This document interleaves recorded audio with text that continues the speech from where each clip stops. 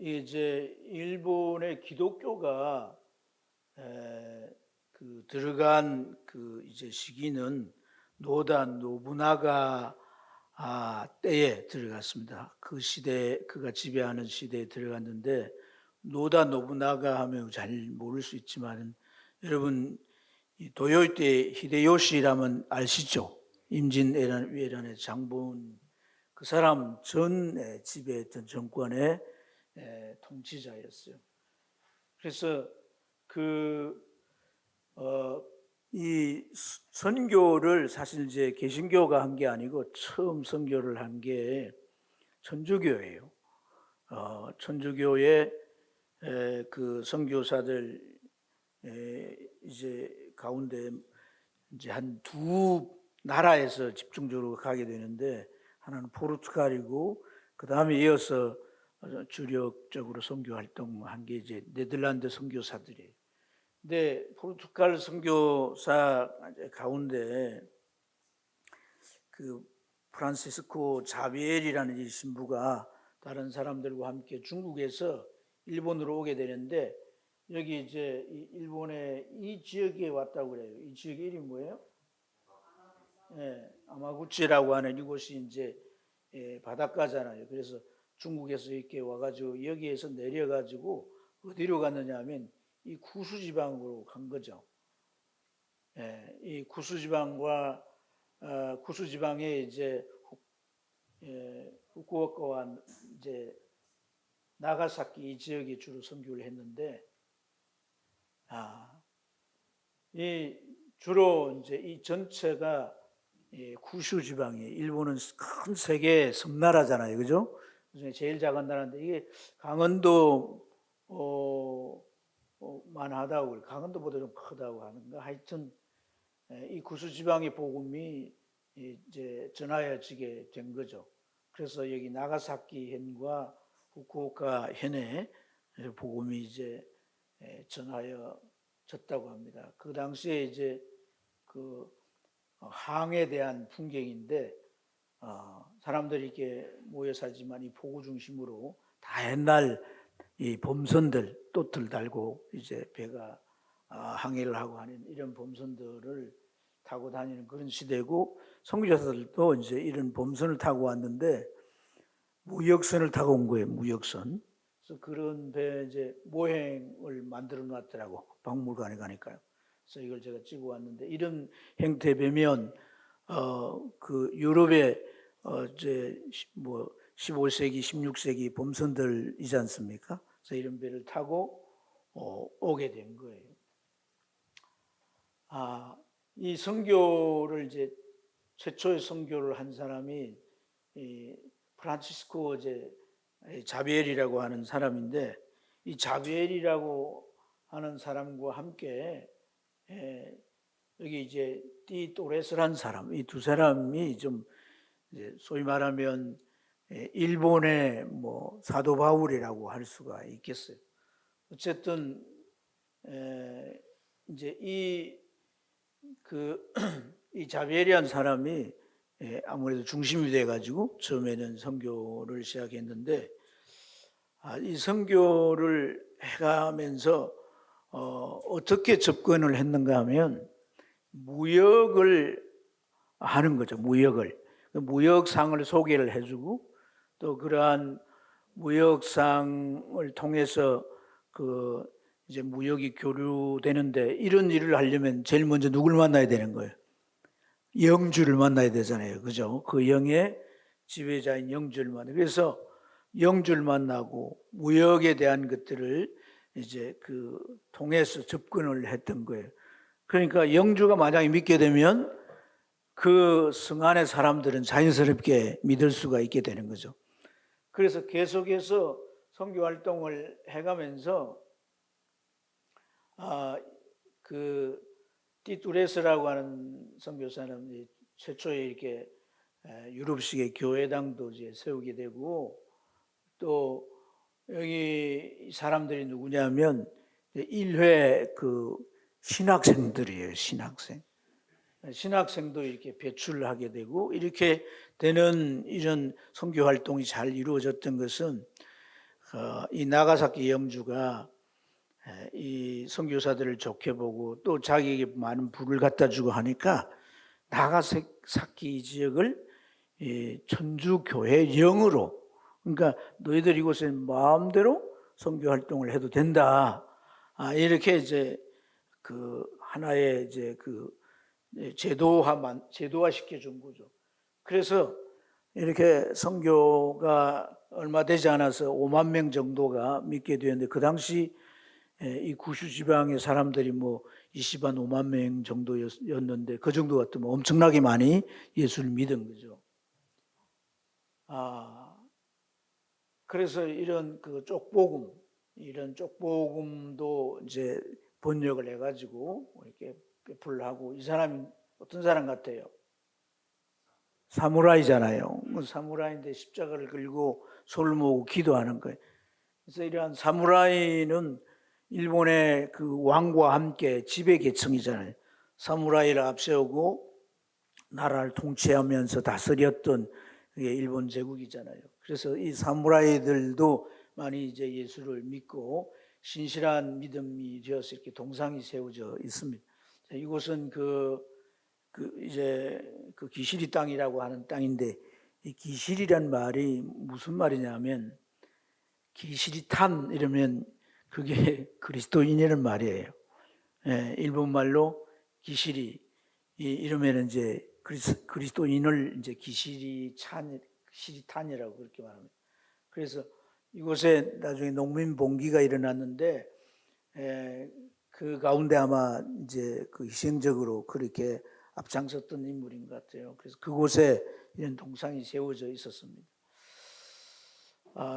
이제 이렇게 잘 믿다가 박해가 시작이 돼요. 이 사람 누구 같아요? 도요토미 히데요시 그림이잖아요. 조상하잖아요. 그죠?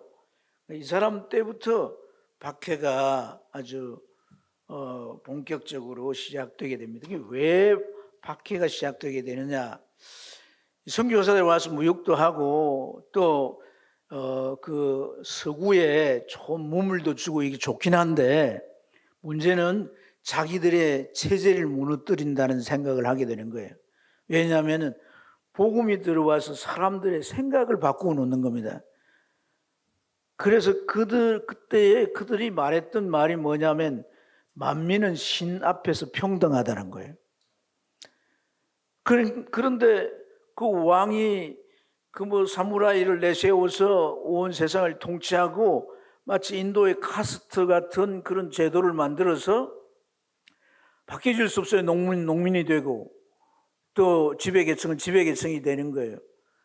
그러니까 물론 이제 그 중에 탁월해서 뛰어난 사람들도 있지만은 그런 그 계층을 만들어 놓은 굴레 안에서 벗어날 수가 없는 거예요. 그런데 만민이 평등하다. 백민도 왕이 될 수 있다는 거죠. 높은 지위를 얻을 수 있다는 거죠. 이제 이러한 의식들이 자꾸 이제 가져지게 되니까, 이건 이 국가를 흔드는 거다라고 해서 선교사들 추방하고 이 기독교인들을 믿지 못하도록 금지령을 내리기 시작하는 거예요. 그래서 예수 믿는 사람을 식별하기 위해서 이런 그 예수님의 상이나 예수님을 이제 십자가에 달린 예수님을 이제 쇠붙이로 만들어 놓은 이런 것들을 만들어 가지고 어떻게 하냐면 이걸 밝게 하는 거예요. 이걸 밝게 하고 침을 뱉게 하고, 그때 이제 딱 보는 거죠. 인상이 안타까워서 괴로워하는 그런 인상이다. 이 사람은 크리스찬이라고 하는 것이 이제 판명이 나는 거예요. 이렇게 해서 이 색출을 해가지고 예수 믿는 사람들을 잡아가기 시작하고, 예수 믿는 걸 그가 부인하지 않으면 처형을 하는 거죠. 그래서 많은 사람들이 순교를 당하게 됩니다.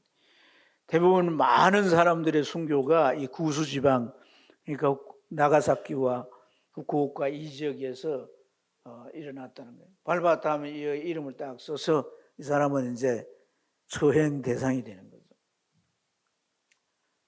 그래서 어떻게 죽였느냐? 아주 참 악랄하게 죽였는데, 물이 다 빠지면 이 사람들을 십자가에 이렇게 매달아 놓고 이제 영화 예, 한 장면을 이제 그게 해왔어요. 그게 묶어놓고 이제 기다리는 거예요. 그래서 물이 만조가 돼가지고 가득 차면 점점 차올라서 물 속에서 이제 숨이 막혀서 죽는 거죠. 이렇게 순교하고, 또 이곳은 굉장히 이제 참 의미가 있는 곳이에요. 이 나시자키라고 하는 곳인데, 이 나시자키라고 하는 곳이 언덕이에요. 그래서 이 언덕을 이제 순교자의 언덕이라고 하는데, 이 사람들이 여기 가서 다 처형되기를 원했대요. 그 왜 그런가 하니까 이곳이 예수님이 십자가에 죽은 골고다 같다고. 그래서 이곳에서 이 십자가의 행을 처형이 됐는데, 이 지금 사람들의 수가 26명이에요. 이건 사파인데 일세 이렇게 죽었던 것도 사실이고, 이 사람들 가운데는 일본인이 있고 외국인 선교사도 있고 뭐 멕시코인도 있고요. 뭐 다양한 사람들이 있었고, 신분으로는 평민도 있고 의사도 있고 또 사무라이도 있고, 또 이 가운데는 한 4, 5명이 어린아이가 있어요. 어린아이가 16, 15, 12살까지 어린아이가 있는 거예요. 그래서 이 십자가에서 이제 매달아 이제 죽이게 되는데, 가족들이 다 보는 앞에서, 그리고 사람들이 다 모이게 해가지고 이걸 다 목도하는 가운데서 이렇게 처형을 하게 됩니다. 그러나 여기에 매달린 사람들은 단 한 사람도 자기 믿음을 흔들리지 않고 한탄하고 탄식하는 가족들을 위로하면서 그렇게 그 죽음에 대해서 조금도 두려워하지 않고 장렬하게 그렇게 순교했다고 합니다.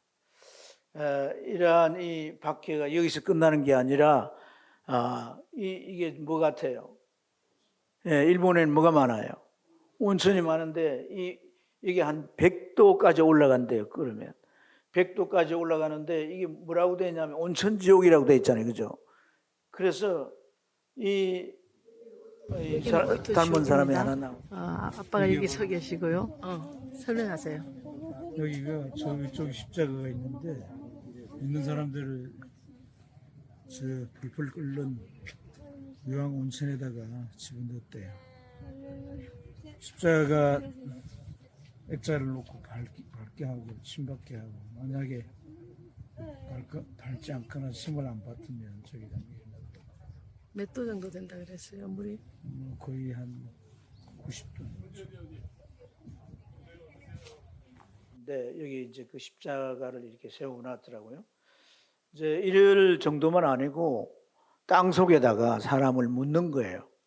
그래서 한 나흘이 되면 죽게 됩니다. 이런 참 그 악랄한 박해들을 이제 하게 되는데,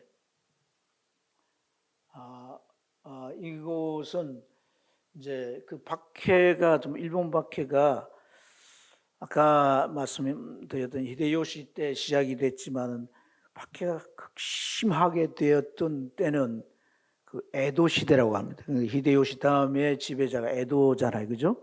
그래서 에도 시대 때 왜 이제 박해를 하게 되냐면, 예수 믿는 사람을 이렇게 박해하고 뭐 이제 죽이고 가산을 빼앗아오고 이러니까 이곳을 기시리 땅이라고 했는데, 이 말은 이제 예수의 땅이라 그렇게 본래 땅 이름을 없애고 바꾸고 났어요. 기시리 땅인데 산 위에 올라갔더니 이렇게 십자가 탑을 세워놨어요. 근데 여기에 농민들이 봉기를 이제 들고 일어난 거죠. 그러니까 농민들이 봉기를 하게 된 거는 무엇 때문이냐면 저항의식이 생겼다는 거예요. 일본은 사무라이들이 칼로 내리치면 죽잖아요.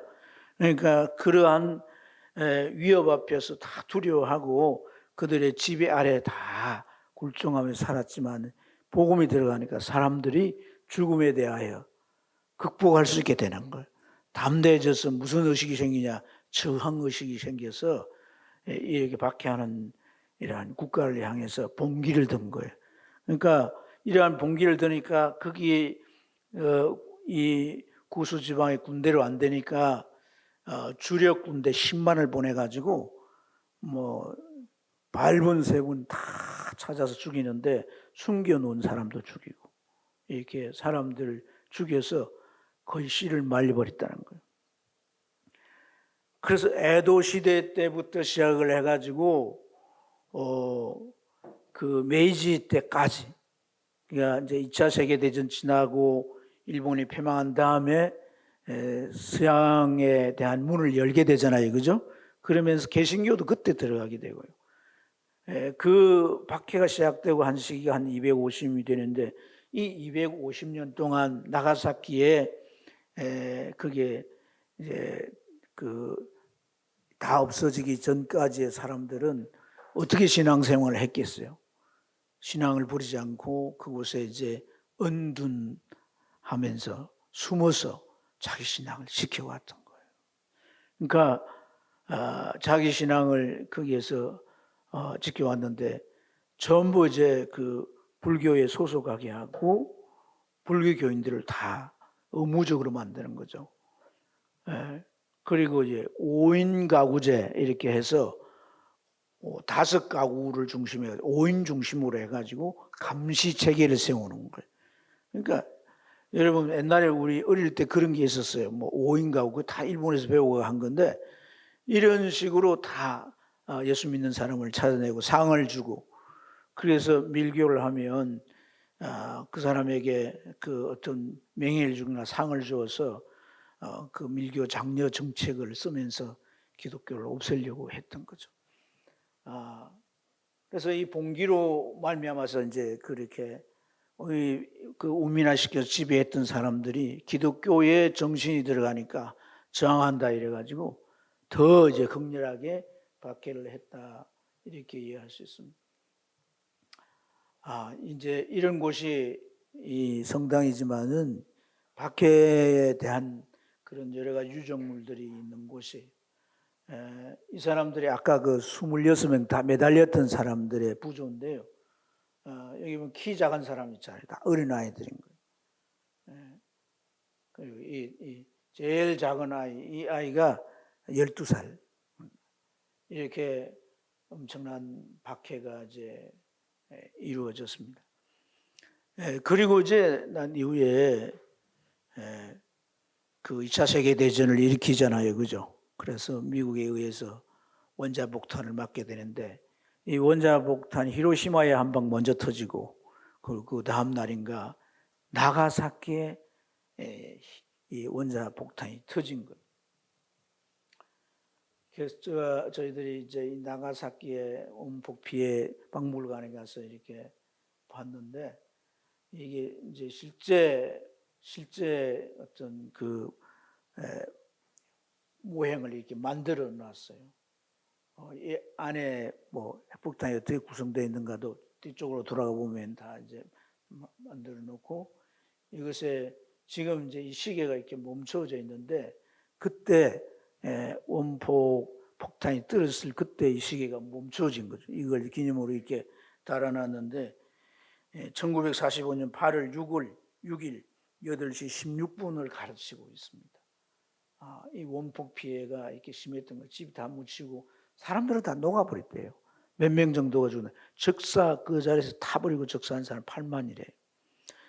어쨌든 이런 그 원폭 피해가 극심했던 거죠. 이렇게 원자폭탄을 맞고 일본이 항복을 하게 되고 이렇게 된 이러한 이유에 대해서도 물론 뭐 제국주의를 내세워서 세계를 집어먹겠다고 나서서 우리나라를 발판으로 삼아서 온 세계, 일본군이 밟지 않은 나라가 있습니까? 저 유럽까지도 갔으니까 말이에요. 동남아는 말할 것도 없고, 러일 전쟁 누가 이겼어요? 대단한 거 아닙니까? 전쟁 준비해가지고. 이게 일본 열도가 왕권이 바뀌고 무사들을 만들어서 계속 정권 쟁탈전 싸움을 해온 이제 이 싸움을 전쟁을 많이 일으켰기 때문에 이 전쟁에 대한 이런 생각들을 늘 그 통치자들은 가지고 있는 거예요. 많은 무사들이 어떻게 합니까? 그러니까 임진왜란을 일으켰지만은 우리 이순신 장군에 다 묶여서 패전을 하게 되죠. 그 야욕이 끝나지 않습니다. 저희 원폭 피해장에 가서 제가 보니까 아이들이 많이 수행여행을 오는데 뭘 얘기하느냐 하면 그 선생님들이 다 따라와가지고 우리 피해자다. 왜 피해받느냐? 힘이 없기 때문에 피해를 봤다는 거예요. 전범의 나라라는 걸 가르치질 않아요. 일본만큼 역사를 왜곡하는 나라가 없어요. 네. 나가사키현에 왜 이렇게 폭탄이 떨어졌을까? 가이드는 참 아이러니하다. 그곳에 복음이 들어가고 믿던 사람 왜 그게 원폭이 떨어졌을까? 그 예수 믿던 사람 다 죽었어요. 예수 믿던 사람 다 죽이고 그들의 가산 그거 다 빼앗았던 사람들이 거기에 살지 않겠습니까? 여러분. 해석을 어떻게 하느냐 다 다른 거죠, 그죠? 하나님의 징계일 수 있는 거죠. 왜 그렇게 보느냐 하면 원래 나가사키 쪽에 구수 쪽에 원자 폭탄을 떨어뜨리려고 하지 않았대요. 더 중심부에 가려고 했다는 거예요. 그런데 안개가 끼어가지고 30분 연착이 되고 떨어뜨리지 않으면 안 될 시점이 돼가지고 떨어뜨린 게 나가사키인데 이게 참 우연의 일치죠. 어쨌든 그것은 다른 말로 말한다면 그게는 전부 믿는 사람 다 죽이고 그곳에 이제 다 빼앗고 차지했던 사람들이 살고 있었던 곳이다. 그렇게 볼 수 있는 겁니다. 이제 여행을 잘 마쳤다고 이렇게 사진이 나왔습니다. 여러분들의 참 또 도심으로 순교지 여행을 잘 하고 왔는데요. 복음이 어쨌든 천주교를 통해서라도 복음이 일찍 들어갔지만은 그 복음이 계속해서 꽃피고 열매 맺고 그 일본 열도의 많은 영혼들이 구원받아야 하는데 그러지 못했던 것은 너무나도 오랫동안 260여 년 동안 지속된 박해 때문에. 그래서 이 까꾸레 기리기시 땅이라고 하는 말이 붙을 정도로 그 말이 이제 언둔 그리스도인들 뭐 이런 말이거든. 숨은 그리스도인들 그런 말을 들을 정도로 그곳에 많은 이제 그리스도인들이 자기 믿음을 지켰지만은 후대에 가면 갈수록 그 박해에 너무 잔혹한 박해 때문에 신앙을 가질 수가 없었던 거예요. 일본이 그 천주교에 계신 다 합해서 1%가 안 돼요. 그러니까 개신교는 한 4% 정도밖에 안 되는데 기독교 역사는 1546년도에 복음이 들어간 거예요. 아까 말했던 그 자비엘이라고 하는 선교사를 통해서. 얼마나 많은 세월이 흘렀습니까? 그런데 이렇게 복음화율이 저조했던 것은 가장 큰 요인이 그 박해였던 것이고 그러다 보니까 사회 풍토 자체가 기독교에 대한 인식 자체가 예수 믿으면 모든 것으로부터 단절되는 거예요. 가족에게 가문에서도 다 쫓겨나야 되는 거예요. 그것만 그렇지 않습니다. 사회, 이웃. 그러니까 그런 것들 때문에 마치 지금 중동이 복음이 들어가기 힘든 그런 요인과 예수 믿으면 죽여버리잖아요. 자식이라도. 그래서 그러한 부분도 조금 우리가 또 다르게 한번 생각해 봐야 되는 부분이 뭐냐면 이제 순교하고 이렇게 했던 분들 좀 그 후대의 사람들은 박해에 그냥 다 숨어들었다는 거예요.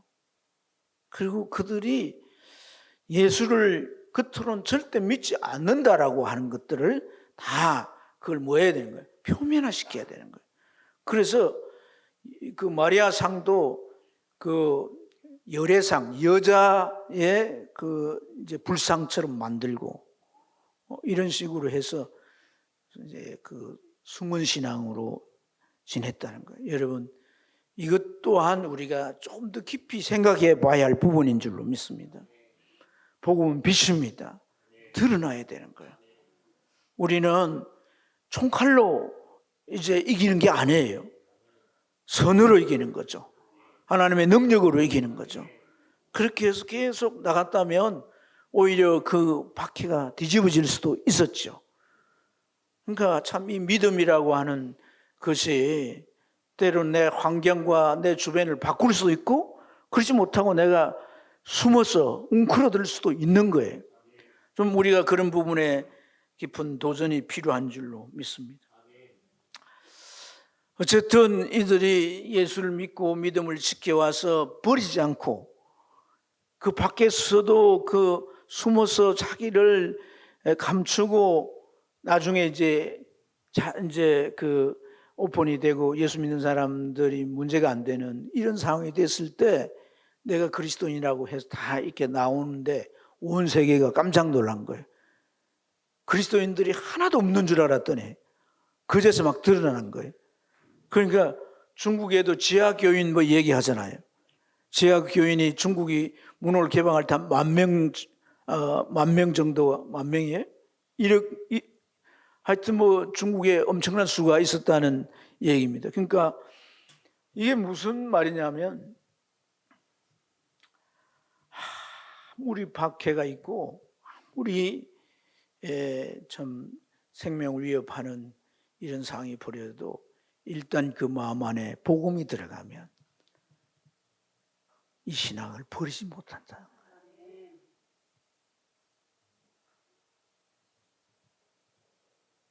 어떻게 자기 생명을 내놓을 수 있을까? 이해 안 되는 일이죠. 하지만 복음이 그 안에 들어가면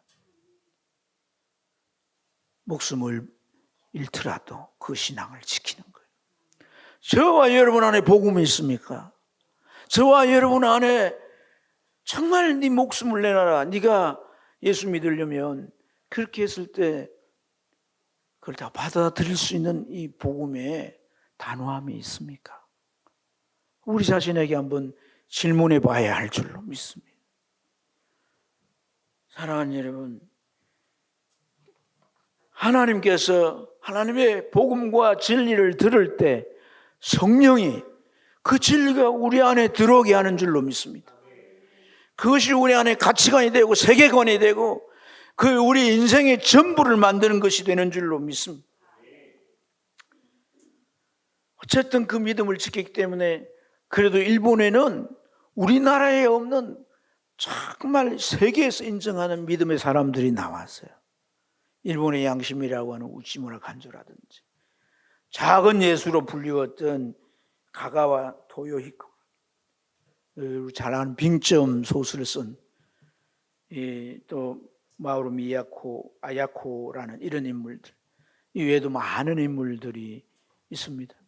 그들은 일본 국민이 존경하는 사람들이에요. 국가적으로 그들을 다 성자로, 살아있는 성자로 그렇게 여길 수 있었다. 복음은 사람을 바꿉니다. 위대하게 만듭니다. 죽음을 두려워하지 않게 합니다. 이런 놀라운 일을 위해서 바울 사도는 오늘 말씀에서 뭐라고? 모든 사람이 다 이 복음으로 말미암아 구원을 받고, 할렐루야, 이 복음과 함께 하나님의 모든 진리를 아는 데 이르기를 원한다고 했습니다. 그리고 그 일을 위해서 자신이 전파자와 또 사도로 세움을 받았다고 말씀합니다. 오늘 이 읽은 본문 속에서 그래서 이런 위대한 일들이 이루어지기 위해서 우리가 정말 중요하게 여겨야 할 꼭 필요한 몇 가지 사항들을 바울 사도는 오늘 이 본문을 통해 제시해 주고 있습니다.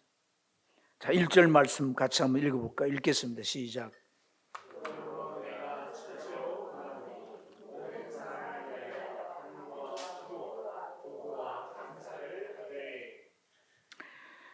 첫째로 권하노니 모든 사람을 위하여 기도와 간구와 기도와 도구와 감사를 하되, 간구나 기도나 도구나인 다 같이 기도입니다. 기도의 행태가 다를 뿐이지 기도를 말합니다. 그리고 첫째로 권하노니, 우선순위에서 기도를 먼저 정한 거죠. 이것은 중요하다는 얘기 아닙니까? 먼저 해야 될 만큼 중요하다는 거 아니겠습니까? 복음을 전하고 교회를 세우고 하고 한 영혼을 정말 하나님의 진리 안에 자기의 목숨도 둘이 안고 내놓는데 이르는 그러한 신앙을 세우는 데는 첫째로 기도해야 된다는 거예요. 우리가 말로 전한 내용, 그것이 정말 그 안에 믿어지고 확신 가운데 딱 또 자기에 있어서 그 어떤 것보다 중요한 가치관으로 딱 세워지는 데는 성령의 역사가 있어야 되기 때문에 기도해야 된다는 거예요. 그 어떤 것보다 기도해야 된다는 겁니다. 아멘입니까? 그래서 이 일을 위해서 뭐 기도를 해야 되는 게 꼭 필요한가? 그런 우리가 의무는 전혀 의미가 없습니다. 이 편지의 수신자인 디모데는 에베소 교회 목회자였습니다. 에베소 교회는 사실 안팎에 도전이 있었던 거죠. 교회 안에는 어떤 도전이 있습니까? 유대주의 지도자들이 와서 율법을 지켜 구원받는다고 가르칩니다. 또 헬라의 영향을 받은 사람들은 그 헬라 사상에 의해서 신화와 족보에 대한 것들을 자꾸 가르칩니다. 그래서 변론이 일어나고 흩하는 것에 성도들이 자꾸 마음을 쓰게 되면서 교회를 어지럽히는 거예요. 이게 디모데의 목회적 상황이었습니다. 뿐만 아니라 그 지역의 지방 장관이나 또 더 넓게 보면 로마의 황제나 이런 사람들의 박해가 끊임없이 일어났던 거예요. 그래서 오늘 말씀에 보면 임금과 다스린 자들을 위해서 기도하라고 그러지 않습니까? 오늘 이러한 이 상황의 목회적 현실에 있는 이 디모데는 아직 젊고 경험이 없어요. 그래서 어찌 보면 우선순위가 뭔지도 잘 모를 수 있고 현실 앞에 닥친 일에 그저 이렇게 그것에 허덕일 수 있습니다. 바울은 어떤 사람이에요? 바울은 잘 구비된 그러한 이 신앙관을 가진 사람일 뿐 아니라 또 이제 많은 경험을 쌓은 사람이에요. 그가 감옥에 들어갔다가 1차 감옥에서 투옥된 과정에서 풀려나가지고 2차 감옥, 2차 투옥을 되는데 그 사이에서 이 디모데 전후서를 쓰게 된 거예요. 근데 바울은 그 이후에 결국 이제 네로에 순교당하죠. 그러니까 바울 사도가 참 디모데에게 에베소 지역으로 같이 가서 그를 지도하고 가르칠 수는 없지만은 편지를 써가지고 이걸 보내면서 그에게 무엇보다 중요한 게 첫째로 내가 고난오니 기도해야 된다는 거예요. 여러분, 영혼을 구원하고 사람을 세우는 사역에는 하나님의 손길이 필요한 줄 믿습니다. 그 하나님의 손길이 뭘 통해 옵니까? 기도를 통해 오는 거예요. 사역자도 우리 모두도 기도해야 할 줄로 믿습니다. 사단의 해방과 세상의 권력에 의해서도 우리는 얼마든지 도전을 받고 때로는 공격을 받을 수 있기 때문에 하나님이 우리를 붙들어 주셔야 되고 믿음을 지킬 수 있도록 해 주셔야 되고 승리할 수 있도록 해 줘야 되기 때문에 기도가 필요한 줄 믿습니다. 요사이 저는 출애굽기 17장 11절 말씀이 이제 참 그대로 이렇게 참 제가 느껴지는데 그 내용이 뭐냐면 광야에서 이스라엘 백성들이 아말렉 군대와 전쟁을 일으켜요. 근데 그 전쟁에서 지고 이기기를 반복해요. 뭐 때문에 그렇습니까? 전력이 약해서 집니까? 전력이 강해서 이깁니까? 그게 아니었어요. 산 위에 올라간 모세가 손을 들고 기도하니까 아말렉은 지고 이스라엘은 우리 이깁니다. 근데 팔이 아파가지고 손을 내리니까 반대 인생이 일어나는 거예요. 그래서 그 옆에 있던 아론과 훌이 모세를 앉히고 좌우에 서서 손을 받들어서 세우지 않습니까? 그죠? 기도하면 영적으로 교회가 좀 힘을 얻는 것 같아요. 기도가 안 돼. 그래서 제가 그걸 보면서 학교에 가서 한 며칠 있으면서 어떤 때는 밤늦게까지 논문을 쓰고 이제 피곤하면 새벽에 못 일라고 이렇게 하는 경우도 있었고 이래서 안 되겠다는 생각을 하고서는 새벽에 4시 반에 일어나가지고 가까운 교회에 갔어요. 그래가지고 새벽 기도 드리고 그리고 7시까지 기도를 하는 거예요. 아무도 없어요. 불도 끄고 다 이제 하고 갑니다. 그래도 문은 안 잠그니까 그게 계속 기도를 해요. 기도하면 성도들이 좀 이렇게 좀 살아나는 거. 기도를 안 하면 텅텅 비고 그래서 참 성도들, 기도하는 성도들 보고 부탁하죠. 기도합시다. 기도합시다. 교회를 위해 기도합시다. 영혼들을 세우지도록 기도합시다. 여러분, 주의 이름을 부탁합니다. 기도해야 합니다. 복음이 접전하는 상황들은 전투인 거예요. 기도 없이는 안 되는 거예요. 여러분, 사역자들 많이 배우고 학위를 따고 많은 경험을 가져서 사역 잘하는 사람 별로 없습니다. 많은 기도와 함께 구비된 자를 하나님이 들여 쓰십니다. 이걸 너무나도 중요하게 우리가 깨달아야 되고, 성도들 역시도 이것을 깊이 마음속에 새기고 내 영이 살기 위해 내가 기도해야 된다는 거예요. 오늘 여기 와서 예배드리고 여러분들이 말씀 듣고 하는 것도 기도한 사람과 안 한 사람은 천지 차이인 거예요. 기도하면 벌써 하나님의 말씀이 귀에 쏙쏙 들립니다. 그것이 내 안에서 성령의 역사를 통해서 믿음으로 전환됩니다. 확실히 내 안에 새겨지게 됩니다. 그럴 때 우리가 말씀으로 살아가지게 되는 줄로 믿습니다. 두 번째로 이 바울 사도가 이 위대한 일 위해서 우리에게 권고하는 것은 바르게 증거해야 한다는 것을 말씀해요. 자, 7절 말씀 같이 한번 읽어볼게요. 읽겠습니다. 시작.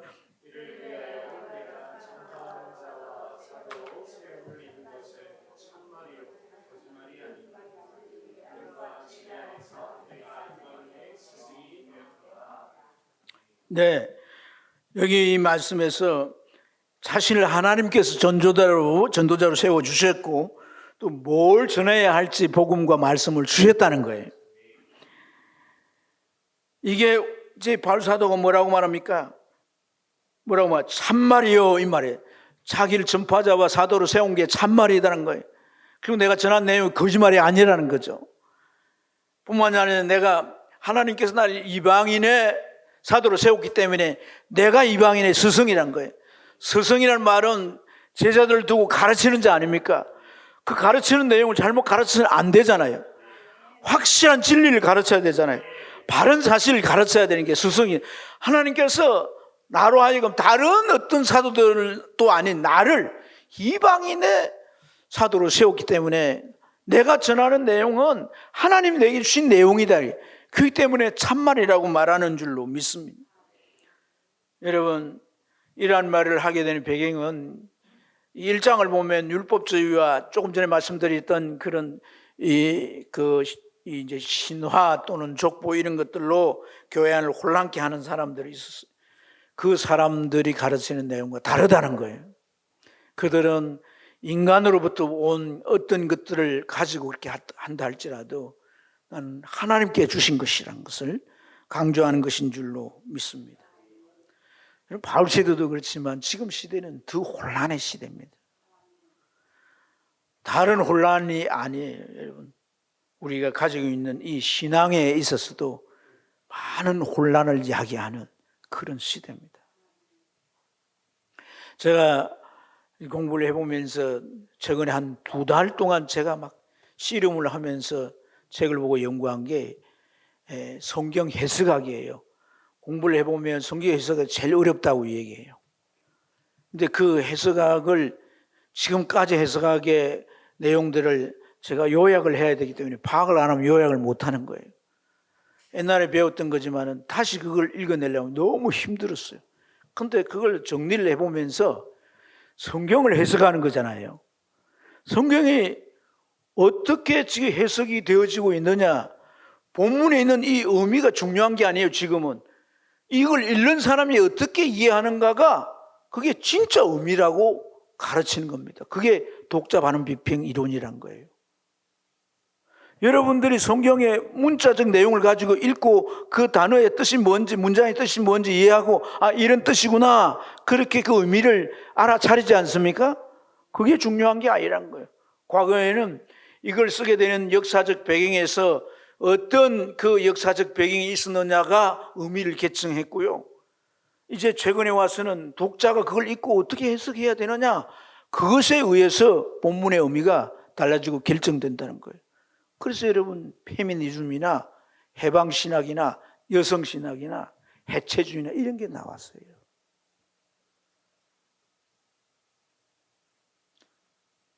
이 해석이 가르치는 내용은요, 예수 그리스도가 하나님의 아들 아닙니다. 예수님의 부활을 포함해서 모든 성경의 기적들, 그것을 다 뭘로 얘기하느냐 하면요, 신화라고 얘기를 합니다. 독일의 유명한 루돌프 볼트만이라고 하는 학자가 있는데, 이 사람이 주장한 게 뭐냐면 진짜 예수가 있고 꾸민 예수가 있다는 거예요. 그 꾸민 예수는 뭐냐면 제자들이 신화로 꾸민 거고, 진짜 예수는 역사적 예수란 거예요. 그래서 예수는 그냥 하나의 도덕군자지 하나님의 아들도 메시아도 아니다, 이렇게 얘기하는 사람. 그 밑에 제자로 이렇게 교육받았던 이제 그 분이 있어요. 제자로 이제 교육을 받아가지고 박사학위도 따고, 볼트만이 아주 아꼈던 그런 제자이기 때문에 대를 이어서 그 대학의 교수 자리도 이렇게 보장이 돼 있었던 그런 사람이 에타 린네만이라고 하는 사람입니다. 그 사람이 이제 그 볼트만의 신학과 그 당시 역사 비평하기도 한 뭐 내용이라든지 신학들을 다 섭렵을 하고, 이제 교수 길이 열리고 그 배운 걸 가르치면서 교수로 탄탄대로 가야 되는데, 어느 날 주님이 그를 만나 주신 거예요. 비로소 거듭남을 체험한 거예요.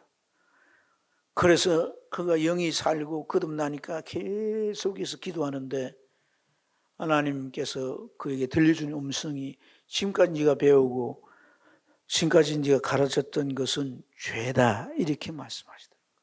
그게 죄라는 거예요. 예수님의 신성을 부인하는 거, 그 이단 아닙니까, 여러분? 그렇지 않습니까? 버젓이 신학교에서 그 가르치고, 지금 신학교 모든 교수들이 그런 것 가지고 여러분 신학교 가면 다 가르치고 그래요. 그래서 그가 깜짝 놀라서 그는 학위고 뭐고 다 내려놓고 인도네시아에 선교사로 갔습니다.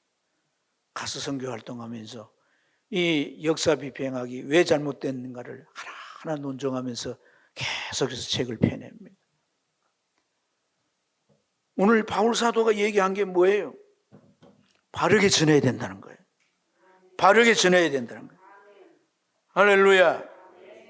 그래서 여러분 5절과 6절에 보세요. 하나라는 겁니다. 구원의 길이 하나라는 거예요. 구원이 온, 우리에게 구원을 준 분이 하나님인데 그분이 한 분이란 거예요. 그리고 하나님과 우리 사이에 구원을 위하여 중보한 분도 한 분인데 그분이 예수 그리스도란 거예요. 다른 분이 있는 게 아니란 거예요. 유일한 구원을 얘기하는 겁니다. 그분이 이 땅에 오셔서 우리가 구원받지 못하는 이 죄를 해결하기 위하여서, 대속물이라는 것은 죄를 대속하는 겁니다. 대신 죄값을 치르는 거예요. 그래서 십자가에 죽으셨다는 겁니다. 우리의 죄를 해결하기 위해서. 그리고 뭐라고 말합니까? 이것이 하나님께서 때가 되어 주신 증거니라 그랬어요. 내가 깨달은 증거라는 얘기예요. 주신 증거라는 얘기는 뭔 말입니까? 하나님이 주신 증거란 거예요. 하나님에 의한 증거, 사람에 의한 증거가 아니라 하나님에 의한 증거라는 거예요.